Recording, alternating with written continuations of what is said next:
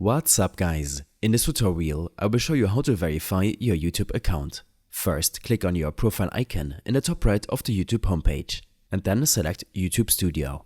In YouTube Studio, go to the bottom left and click on Settings. From the Settings menu, select Channel on the left and then click on Feature Eligibility at the top. You will see 3 levels of features: Standard, Intermediate and Advanced. Most of the standard features will already be enabled if your channel is free of community strikes. For intermediate features, like uploading videos longer than 15 minutes, using custom thumbnails, and live streaming, you need to verify your phone number. To do this, click on Verify Phone Number.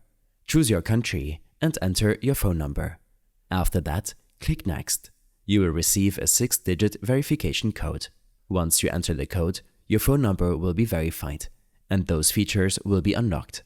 Now, for the advanced features, you will need to complete a video verification or provide a valid ID.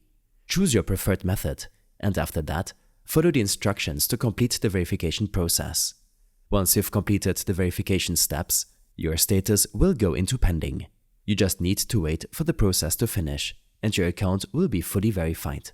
I hope this helped you out. Leave a comment if you have any questions, and see you in the next one.